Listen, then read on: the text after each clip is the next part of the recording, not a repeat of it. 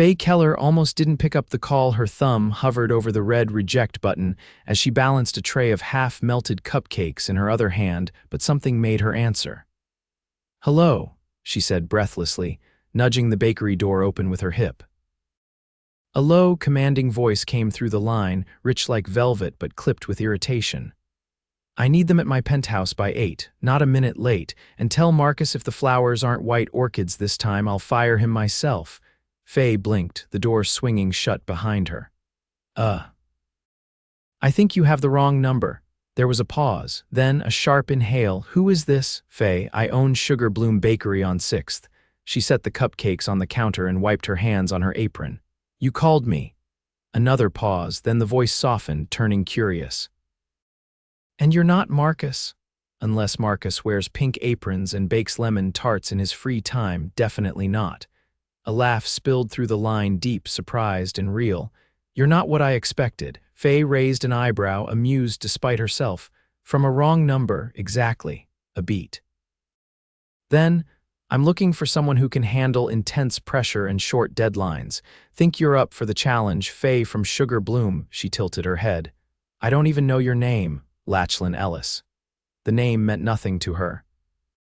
"Still not answering until I know what you need," he chuckled again. "Desserts for a private event tonight. I'll send a car." She almost laughed. "I'm not one of those people you can just command like a butler." "Good," he said. "I hate butlers." Against every logical bone in her body, Faye said yes. By 7:30, Faye stood in the back of a sleek black town car, staring out the tinted windows as they pulled up to a glittering high-rise on the Upper East Side. The driver, a man in a suit who didn't speak, helped her unload her boxes of miniature cakes and handmade macarons. The lobby alone was something out of a movie. Floor-to-ceiling glass, a chandelier like falling stars, and a concierge who greeted her by name. "Miss Keller, welcome. Mr. Ellis is expecting you." They rode the private elevator in silence. When the doors opened, Faye stepped into another world. The penthouse looked like it belonged in a billionaire's magazine spread. Marble floors, gold accents, an entire wall of windows displaying the Manhattan skyline. And standing in front of it, sipping something dark from a crystal glass, was the man himself. Tall, dark-haired, clean-cut in a tailored navy suit that probably cost more than her bakery's rent. His eyes were a stormy gray, sharp and unreadable. "You're earlier than I thought," Lachlan said, his eyes raking over the dessert boxes like he was assessing her soul. "Efficient. And you're exactly how I imagined someone who calls strangers with demands would look," she shot back, setting the boxes down carefully on the kitchen island. He smiled, and it was devastating. "I'll take that as a compliment." Faye rolled her eyes. "Don't." But the tension between them was electric. Even she could feel it, and she didn't believe in that kind of thing. Not since her last relationship ended with a post-it note and a stack of unpaid rent. "You made these yourself?" he asked, lifting a macaron delicately. "I don't outsource." He tasted it, closed his eyes. "You just became my new addiction." Faye's cheeks flushed. "You're smooth. Is that part of your CEO training?" He raised a brow. "So you do know who I am?" "Nope. But judging by your view, your watch, and your elevator that talks, which, by the way, is very creepy, I'm guessing you're either a CEO or a Bond villain." He laughed again, this time with genuine amusement. "CEO, Tech, Ellis Innovations. We build platforms for international logistics." She blinked. "Sounds boring." His grin widened. "It is. That's why I need desserts." The party started at 8 sharp and filled the penthouse with polished people in expensive suits and glittering dresses. Faye stayed near the kitchen, refilling trays and quietly observing the chaos. She had no idea why Lachlan had insisted she stay, but she wasn't about to argue when she could potentially get more clients from it. By 10, the crowd thinned. Lachlan appeared at her elbow, hands in his pockets. "You didn't sneak out." "I figured I'd get a thank you at least," she said, half joking. He nodded toward the balcony. "Come on." The city lights exploded beneath them. The wind tugged at her hair and she crossed her arms to keep warm. "You don't strike me as someone who makes mistakes," she said after a beat. "How'd you end up calling me instead of this Marcus guy?" He looked over at her, his expression unreadable. My assistant quit this morning, left everything a mess. I was dialing from memory. Well, I'm glad she quit, Faye said before she could stop herself. Otherwise, I wouldn't have gotten to see this ridiculous view. He turned fully toward her. I'm glad too. The air shifted. She looked up at him, her heart thudding. This feels fast, he asked. Unexpected, she nodded. He stepped closer. You don't have to be afraid of things that feel right, she swallowed. You don't even know me. I know you answered a stranger's phone call. I know you showed up with perfect cakes and didn't flinch at the nonsense I threw at you. I know you're funny, sharp, and you don't take crap from anyone. Faye looked away, her heart hammering in her chest. I'd like to know more, he said softly. If you'll let me. She hesitated, then turned her eyes back to his. Maybe one coffee, dinner, he countered. She laughed. Pushy, get used to it. She gave him a look. Fine, one dinner, tomorrow. You're intense, you know that, he smiled. You have no idea. That night, as the town car dropped her off outside her apartment, Faye stared out the window, her heart racing in a way she hadn't felt in years. She had no idea what she'd just stepped into. But something told her this wrong number was about to change everything. Faye stood in front of her closet, staring blankly at the rows of jeans and flour-dusted blouses. Somewhere between frosting cupcakes and navigating delivery routes, she'd forgotten how to dress for dinner, especially the kind that involved a man whose penthouse had a sculpture installation.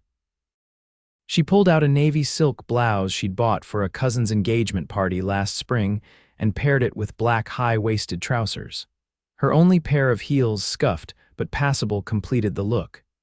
She tied her curls back into a loose twist and stared at her reflection.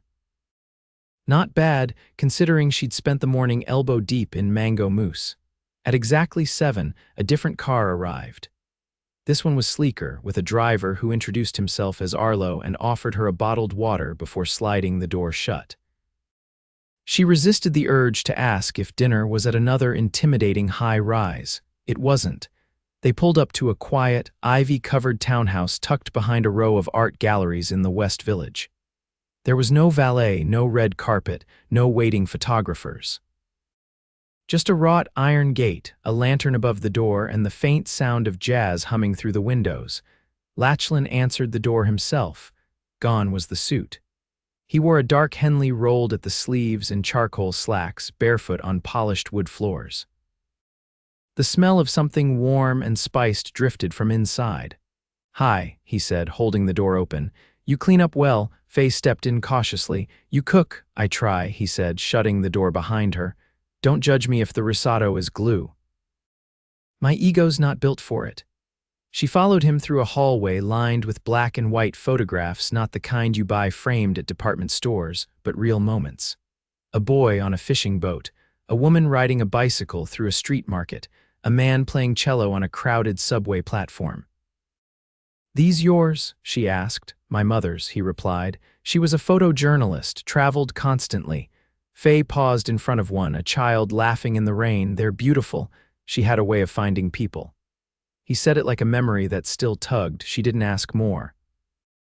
They reached a wide kitchen that opened into a sunken dining area glowing with candlelight. A single-place setting sat at one end of a long wooden table. He gestured toward the kitchen island, where a bottle of wine waited beside a pair of glasses. I figured private was better than loud. Faye accepted the wine. That depends. Are you trying to impress me or interrogate me? He poured them both a glass. Both, she laughed, taking a sip. Fair enough. As they ate surprisingly good risotto and grilled vegetables with a tangy glaze, he asked questions she didn't expect. Not the usual first date checklist, but things that made her pause. What made you open a bakery instead of joining some fancy pastry team?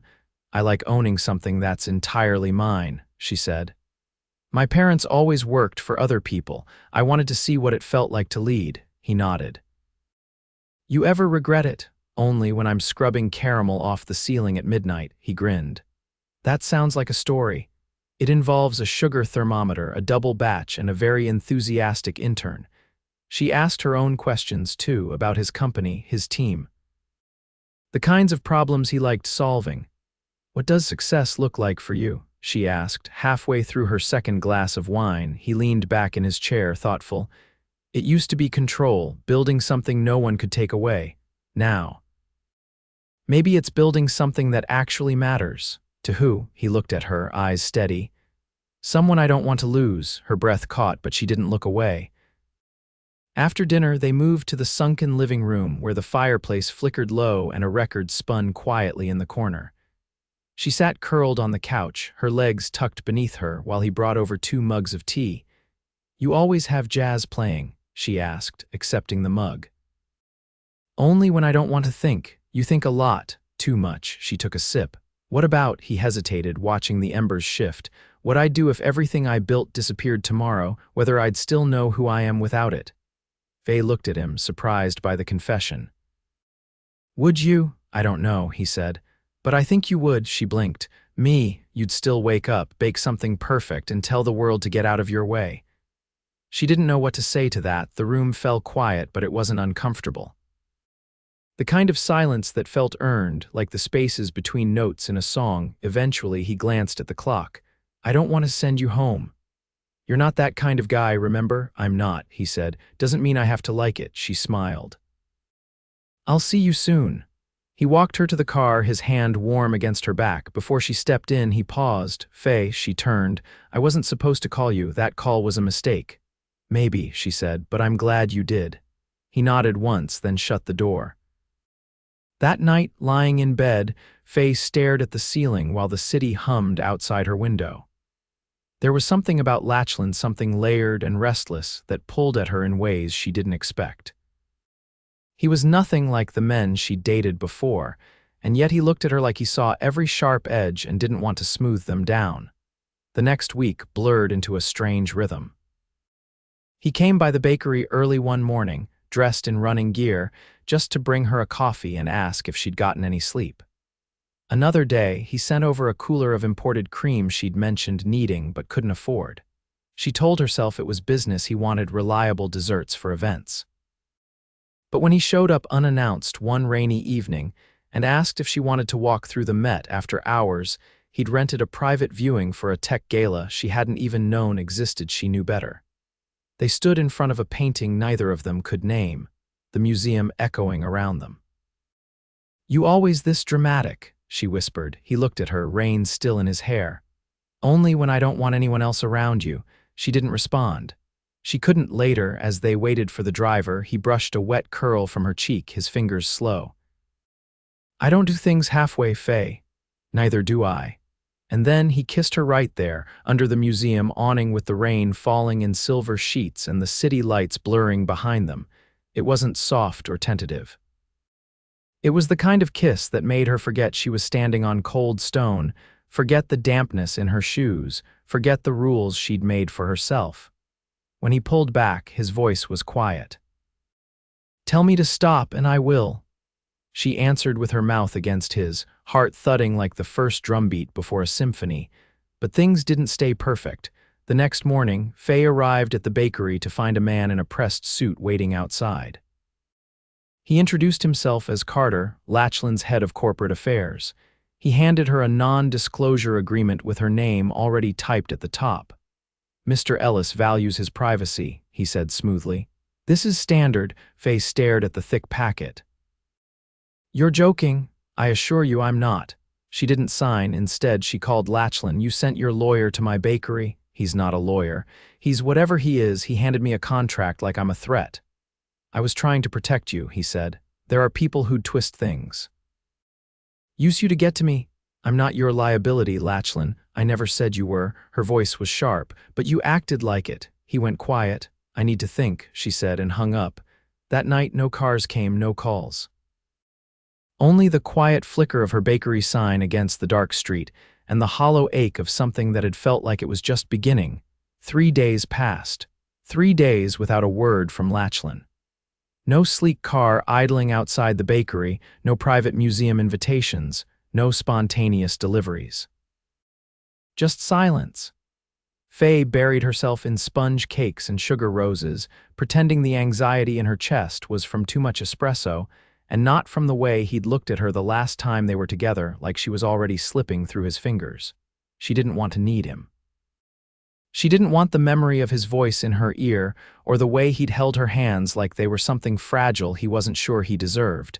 But she did. It was a Thursday when the delivery came. Not a car, not a gift. A single envelope, hand-delivered by a tall woman in a navy coat who didn't give her name. Inside was a photograph printed on matte paper. It was of her, standing behind the bakery counter holding a tray of pastries, laughing at something unseen. The composition was striking, candid, but radiant. She was glowing with life. On the back, written in soft black ink, were 5 words, "I was wrong, come see." No signature, no contact, just that. Faye didn't hesitate. She locked up early, threw on a coat, and hailed a cab. The address was scribbled faintly in the corner of the envelope, and when she gave it to the driver, he glanced at her in the mirror. "You sure?" he asked. Faye nodded. The car pulled up to a building she hadn't seen before. It wasn't a penthouse or a corporate tower. It was a studio, an old, converted loft tucked between a shuttered jazz club and a bookstore with a cracked window. The glass door was unmarked but unlocked. She stepped inside. The space was quiet and wide, with tall windows and exposed beams. The scent of wood polish and old paper hung in the air. Along the walls were canvases and blown-up photographs, some of cities, others of people mid-motion, unaware they were being seen. And then she saw him. Lachlan stood at the far end, wearing a simple black button-down and jeans. He looked tired, not in the way of someone who hadn't slept, but in the way of someone who had been carrying something too heavy for too long. "I didn't know how else to say it," he said, his voice low. "I thought if I showed you what I see, maybe you'd understand." Faye looked around, her eyes catching on one photo after another. All of them were of her. Not posed, not polished, just her, at the farmer's market tasting strawberries, talking to a little boy outside the bakery, laughing on the museum steps with rain in her hair. "You've been watching me," she said, not unkindly, just stunned. "I asked Arlo to start taking photos after the gala," he said, "not for surveillance, for me. To remember what it felt like to look at someone and not want the world to change them." Her throat tightened. "I didn't realize I was something to memorialize. You walked into my life because of a misdial," he said, stepping closer. "And in a matter of days, you appended everything I thought I knew about love, about control, about what matters. I tried to protect you the only way I knew how, with contracts, with distance, but all I did was push you away." She looked at him, his face unguarded for once. No carefully calibrated charm, no clever retorts, just truth. "I hated that contract," she said. "I know," she let out a breath, "but I hated not hearing from you more." He exhaled, relief flickering in his expression. "I didn't think you'd come." "I didn't think I would either," she admitted. "But then you sent me a picture of myself that made me feel like I mattered to someone I barely knew, and I realized maybe I wanted to know him more." Silence stretched between them, heavy with something unspoken. "I'm not looking for perfect, Lachlan," she said, "but I need real.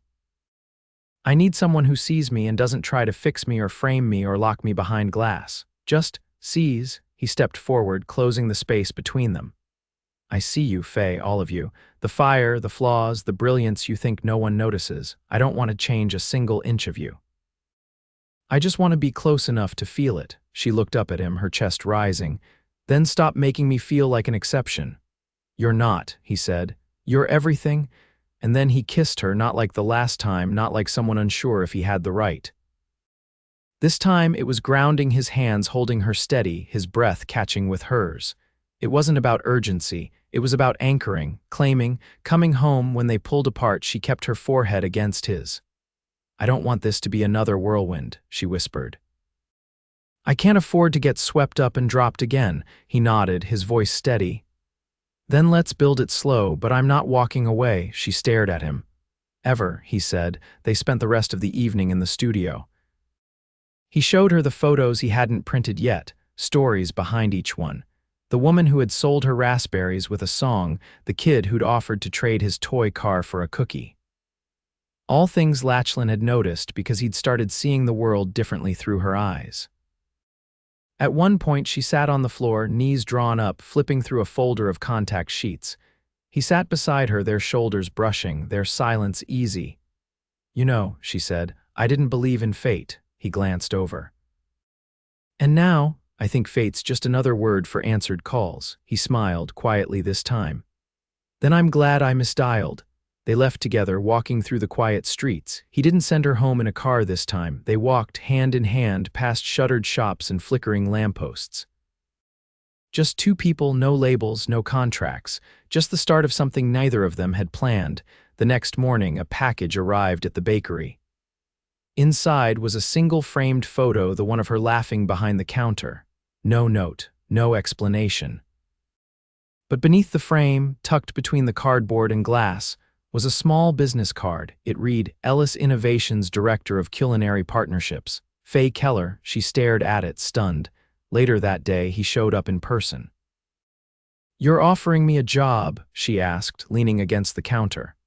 I'm offering you a seat at the table, he said. Not as a favor, not because I like you, because you're brilliant and I'm not letting anyone else get to claim that, she considered it. And if I say no, you won't, he said. Because you already run your own empire, I'm just giving you another castle, she laughed. God, you're dramatic. You like that about me. She did. She took the card. I'll think about it. Take your time, he said. I'm not going anywhere. As he turned to leave, she called after him. Hey, Lachlan, he paused at the door. You're not exactly what I expected either. He gave her a look that said he knew exactly what she meant and that he wasn't finished surprising her yet, and neither of them said it, but they both felt it. This wasn't the end, it was only the beginning. The first time Lachlan stepped into Sugar Bloom as anything other than a client, he didn't wear a suit. Faye looked up from the back counter, elbow deep in chocolate ganache, and blinked at the man in a soft gray sweater and jeans, holding a box under one arm and a cup of her own coffee blend in the other. I thought you were allergic to casual, she said, wiping her hands on a dish towel. He crossed the room and set the cup beside her. I figured if I'm going to beg for your time, I should at least dress like I'm not here to acquire your business. She tilted her head. Beg, he lifted the lid on the box. Inside, nestled in velvet, sat a trio of delicate silver utensils, an engraved cake server, a sugar spoon shaped like a rose, and a tiny pair of edible flower tweezers. Her initials were etched into the handle of each one. I asked a silversmith in Amsterdam to make these last week, he said. Told him I wanted tools worthy of someone who creates magic from flour. Faye stared at the set, then looked back up at him. You're doing it again. Doing what? Making it impossible to stay mad at you. He leaned against the counter, not touching her, just watching. I don't want to overwhelm you. I want to build this the right way. No more contracts, no more expectations, just us. Her gaze softened. You've got a lot of nerve showing up here after that NDA stunt. I know, I thought the world I built needed to be protected at all costs, but I was wrong. It was empty without someone to share it with. She didn't respond right away. Instead, she picked up the sugar spoon, running her thumb over the delicate engraving. Does this mean I can finally stop pretending I don't like you? She asked. He smiled quietly. That would be a relief. She set the spoon down carefully. Then maybe you should come by tomorrow evening. I'm doing a test batch for the spring line lavender citrus shortbread. I could use a taste tester. I'll be here, he said. No tux required, only an open mind. Over the next few weeks, their rhythm shifted. Lachlan didn't just stop by, he stayed. Sometimes in the evenings, perched on a stool while she piped buttercream. Other times in the early mornings, helping her restock or carry deliveries before heading to his office. He learned how to fold parchment pastry bags, and she learned that he couldn't roll dough to save his life. They didn't label it. They didn't have to. It was real. But the world outside their little bubble didn't stay quiet. One Friday morning, Faye arrived at the bakery to find two reporters waiting across the street. She ignored them, but by noon, 3 more had joined them, and someone had slipped a note under the door offering a 5-figure sum for an exclusive. She called Lachlan. I'm sorry, he said, his voice tight. Word got out that we're seeing each other. Somebody inside my company leaked it. Faye leaned against the walk-in fridge door. They think I'm a story. They're wrong. You're the only real thing in my life. But they don't care about real. They care about spectacle. I can shut it down, he said. I'll have legal send statements. Block press access? No, she interrupted. You don't get to fight my battles for me. He went quiet. I've been underestimated my whole life, Lachlan. I'm not going to hide because someone thinks I'm your scandal. Later that day, she called a friend who worked in PR for a nonprofit. That evening, she invited a local food blog over for a tasting. And the next morning, a story hit the feeds not about Lachlan Ellis dating a baker, but about Sugar Bloom's spring flavors, a woman-owned business standing her ground, and the man who showed up at 6 a.m. To help deliver custom desserts to a children's hospital, the narrative shifted, and Lachlan. He stood beside her the entire time. The following week, he invited her to a black tie fundraiser. She nearly said no. I don't have the dress, she said, fiddling with her earrings. I didn't ask about the dress, he replied.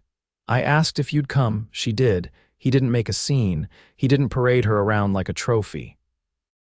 He kept his hand at the small of her back, introduced her to everyone with pride, and when the chairman asked about the woman beside him, Lachlan simply said, "She's the part of my life that finally makes sense."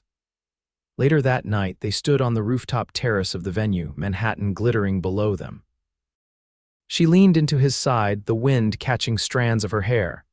I don't like being in the spotlight, she said quietly. I know, but I like being with you. He turned to her, his expression unreadable. I've been thinking dangerous. I want to do something different this time, no flash. No press, just us. She looked up, curiosity flickering in her eyes. Do what? He reached into his coat pocket and pulled out a small velvet box. Her breath caught. I didn't plan this, he said. I didn't have a speech. I didn't even know I'd bring this tonight. But I've never been more certain about anything in my life. He opened the box. Inside was a ring. Not oversized, not flashy, just timeless, a single round diamond set on a thin platinum band flanked by two tiny opals. I've built empires. Created algorithms so complex they manage supply chains across continents. But I've never built something that made me feel like I was home. Until you, she stared at the ring, her voice caught in her throat. I don't want a love that's safe. I want a love that's real, messy, honest, yours. Will you marry me? Faye didn't hesitate. She nodded once fiercely. Yes. He slid the ring onto her finger. It fit perfectly. They didn't kiss under fireworks. There were no photographers, no champagne flutes raised in toast. Just the sound of the city, the wind tangling through her curls, and the quiet certainty between them that they'd found something rare. The wedding came 3 months later, held in the garden behind her grandmother's old house just outside the city. It was small, intimate, no press. No announcements, just family, a few close friends, and the scent of fresh lilac drifting through the air. Faye wore a simple ivory slip dress with embroidered sleeves and no veil. Lachlan wore a tailored gray suit and the same watch he'd had the night they met. Arlo stood beside him as best man. Her best friend from culinary school walked her down the aisle. The vows were quiet, personal. He promised to never use contracts to protect what he should cherish. She promised to never let fear dictate how deeply she loved. When the officiant pronounced them husband and wife, he kissed her like she was the only thing anchoring him to the earth. And later, as they danced in the soft glow of string lights and laughter echoed through the trees, Faye leaned her head against his shoulder. You know, she murmured, I still can't believe that call was meant for someone else. He tightened his arms around her. It wasn't, she looked up. Some part of me knew, he said, the second I heard your voice. I just didn't realize I'd spend the rest of my life trying to deserve it. She smiled, her fingers finding his. You already do. And as the music swelled and their friends clapped along to the rhythm of their first dance, the city faded away, the bakery faded away, and everything else that had once felt so complicated became beautifully, breathtakingly simple. Because sometimes fate doesn't ring twice. Sometimes it just calls the wrong number. And the right person answers. The morning sun filtered through gauzy curtains, casting a soft glow over the kitchen where Faye stood barefoot, sipping from a chipped ceramic mug. Her engagement ring caught the light as she tucked a strand of hair behind her ear, the diamond glinting like a quiet promise. Lachlan was at the stove, sleeves rolled, flipping pancakes with the kind of intense focus he usually reserved for board meetings. There was flour on his cheek, a smear of batter on his forearm, and a furrow between his brows that deepened when one of the pancakes folded in half. "I thought you said you were getting better at this," Faye teased, leaning against the counter. "I said I was trying," he replied, peering down at the mangled pancake. "That's not the same thing." She crossed to him, reached up, and wiped the flour from his face with her thumb. "It's edible, that's a win." He tilted his head slightly. "You could be nicer about my progress. I'm a professional," she said, plucking a golden one off the plate. "If I praised mediocrity, I'd be eaten alive." He arched a brow. "You're not the only one who's competitive." She popped a piece into her mouth, chewing thoughtfully. "Okay, fine. This one's actually good. I'll take that as an official endorsement." He set the final pancake on the plate and turned off the burner. Faye reached for the syrup, but he caught her wrist gently before she could pour. "Can I ask you something?" She stilled. "As long as it's not about my syrup preferences." He took a breath, his expression quiet but intent. "What do you want this life to look like?" She blinked, caught off guard. "You mean after the bakery opens tomorrow?" "I mean beyond that," he said. "You've got your business. We've got each other, but what does your picture look like when no one else is watching?" Faye rested the syrup bottle down and turned to face him fully. "I want to wake up early because I want to, not because I have a deadline. I want to grow the bakery, but not so big that I lose the reason I started it. I want to keep making things with my hands. I want quiet dinners, laughter, maybe a garden, definitely fewer reporters." He smiled, something soft flickering in his eyes. "You want something real." "I want something rooted," she said. "Something that doesn't feel like it'll disappear the minute I blink." "You know I can't give you normal," he said. "Not with who I am. The attention, the scrutiny, it won't all vanish because we're in love." She nodded. "I know.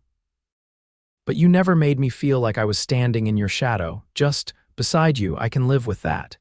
He reached for her hand and kissed the inside of her wrist. "Then that's what we'll build, together." That afternoon, they walked through the nearly finished expansion of Sugar Bloom. The new space had doubled the floor plan, with a sun-drenched seating area, a sleek espresso bar, and a glass-walled kitchen where Faye's team would soon work in full view of customers. The renovation had been Lachlan's idea, but every design choice had been hers. A few of his people were still finalizing the smart POS systems, and someone from the city was checking the last of the permits. Faye walked slowly through the space, fingertips brushing the marble counter, heart full. "It's everything I imagined," she said. "No," Lachlan corrected gently. "It's better because it's yours." She glanced up at him. "You helped. I only opened the door, you walked through it." That evening, they hosted a soft opening for friends and family. The bakery glowed with warm lights and the scent of almond glaze. Trays of pastries were passed between tables, and laughter echoed off the walls. Faye's staff, now 8 people strong, moved like a well-oiled machine, and the espresso machine hissed in perfect rhythm. Lachlan stood back for most of it, watching her work the room like she'd been born to do it.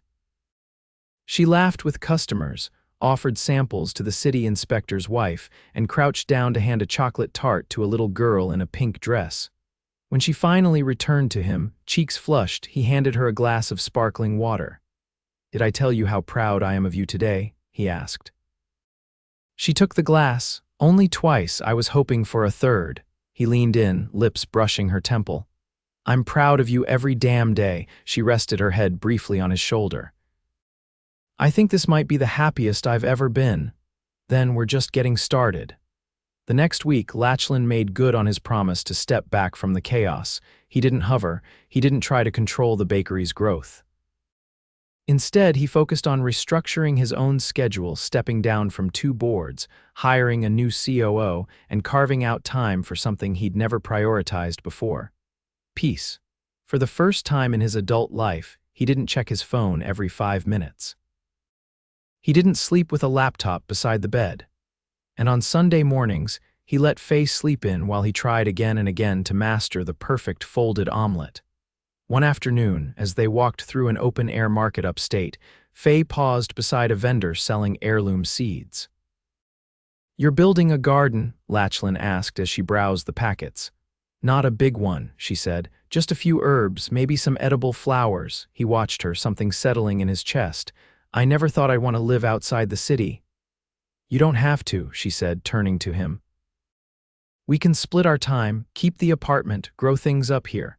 He studied her for a long moment. You really see that? Yes, she said. Do you? He nodded. I see it so clearly, it's terrifying. Why terrifying? Because it makes everything else I thought I wanted feel hollow. She laced her fingers through his. That's just what it feels like when you find the right thing. They bought the seeds by spring. The garden had started to take shape behind the little house they'd bought just outside Rhinebeck. It wasn't elaborate. A stone path wound through rows of budding herbs, and a trellis of morning glories climbed the fence. Faye kept a journal of what grew best, and Lachlan, despite his self-proclaimed black thumb, managed to keep the basil alive. They didn't announce their engagement to the press. They didn't need to. A few photos leaked eventually. Faye in overalls, laughing in a sunlit kitchen, Lachlan holding a basket of strawberries like he'd never seen a boardroom, and the world lost interest when they didn't chase the headlines. Instead, they built a life. They hosted brunches in the garden and game nights in the city. They spent weekends testing new recipes and weekday evenings reading by the fire.